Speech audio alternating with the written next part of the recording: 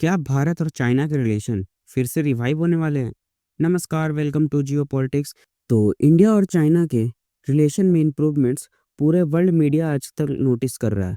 और तो और आप यहाँ पे आर्टिकल देखिएगा इंडिया टुडे का, जिसमें ये लिखते हैं Indian visas for Chinese tourist from tomorrow after 5 year gap.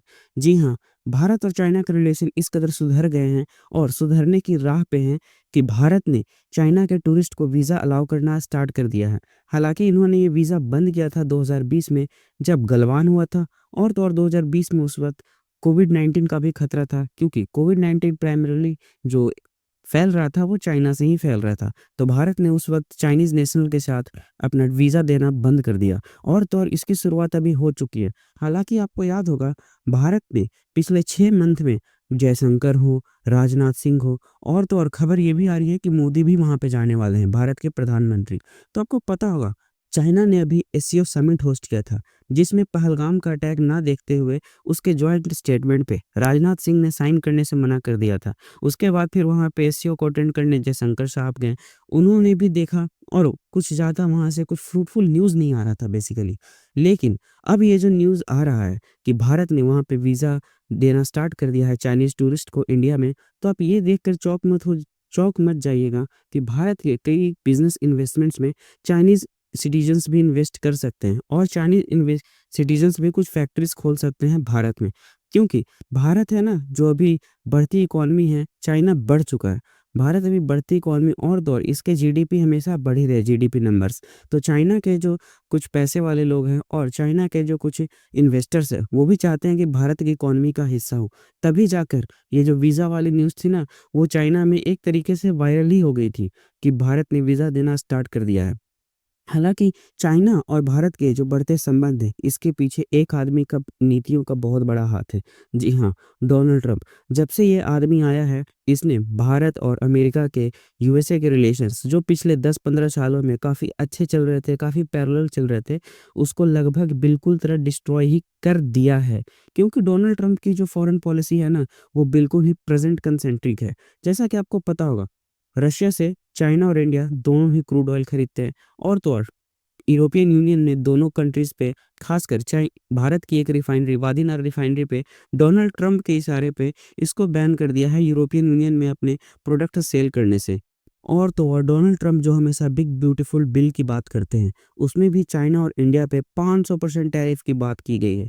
जी हाँ, जो डोनाल्ड ट्रंप को लगता है कि इन्होंने जो इलेक्शन में वादा किया था कि अमेरिकन सिटीजन्स को टैक्स देना नहीं पड़ेगा, ये उसको पूरा कर देंगे, खासकर इंडिया और चाइना पे टैरिफ लगाकर। और तो और देखिए, डोनाल्ड ट्रंप के फॉरेन पॉलिसी इतने प्रेजेंट सेंट्रिक हैं कि उन्होंने अमेरिका का जो इन्फ्लुएंस था वर्ल्ड के बहुत सारे कंट्रीज़ पे, उसको कम कर दिया। फॉर एग्जांपल आपको पता होगा, कनाडा कनाडा एक बहुत ही फ्रेंडली कंट्रीज़ माना जाता था यूएसए के लिए। लेकिन डोनाल्ड ट्रंप के प्रेसिडेंट बनते ही कनाडा और यूएसए के रिलेशंस बहुत ख़राब हो गए। और तो और ग्रीनलैंड ग्रीनलैंड भी बहुत फ्रेंडली माना जाता था यूएसए से। हालांकि डोनाल्ड ट्रंप के प्रेसिडेंट बनने के बाद इन्होंने साफ-साफ कह दिया कि ये ग्रीनलैंड को कब्जा कर लेंगे। और तो और जापान, ऑस्ट्रेलिया, यहाँ तक कि जापान में तो इन्होंने एक ट्रेड डील साइन कर लिया है, लेकिन ट्रेड डील जो साइन किया है वो 35% के टैरिफ की धमकी देकर किया है। और तो और ऑस्ट्रेलिया, तो आपको पता होगा, डोनाल्ड ट्रंप ने पिछले कुछ दिनों में ताइवान को डिफेंड करने के लिए ऑस्ट्रेलिया से एक क्वेश्चन पूछा था।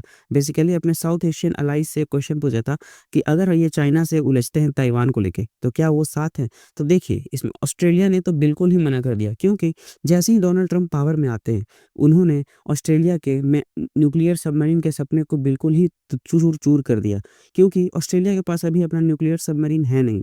ऑकस से ग्रुप था जिसके अंदर ऑस्ट्रेलिया को न्यूक्लियर सबमरीन मिलने वाला था। जैसे ही डोनाल्ड ट्रंप प्रेसिडेंट बनते हैं, इस ग्रुप पे और न्यूक्लियर सबमरीन के पूरे तरह से स्टे लगा देते हैं। और तो और देखिए, डोनाल्ड ट्रंप की जो नीतियाँ हैं ना, वो भारत के लिए भी कुछ ख़ास नहीं है। आपको पता है ऑपरेशन सिंदूर के दौरान कैसे इन्होंने सीज़ फायर अनाउंस किया, और तो और टेररिस्ट ठिकानों पे जो अटैक किया भारत में, उसको भी अच्छा नहीं बताया। इवन ना सपोर्ट किया टेररिज्म पे।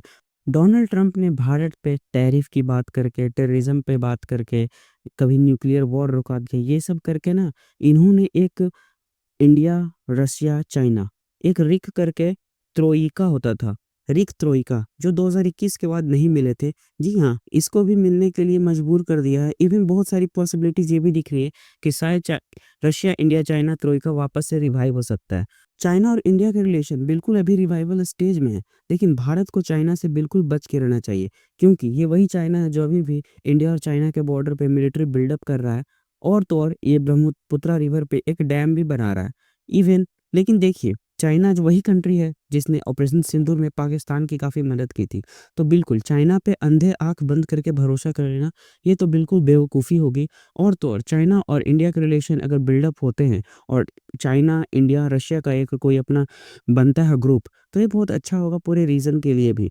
तो चलिए, इसमें तो और भी अपडेट्स होने बाकी हैं। जैसे ही कोई अपडेट होता है, मैं आपके लिए अपडेटेड वीडियोज़ लाता हूँ। और अगर आपको वीडियोज़ अच्छा लगा है, तो प्लीज़ लाइक और सब्सक्राइब कीजिए।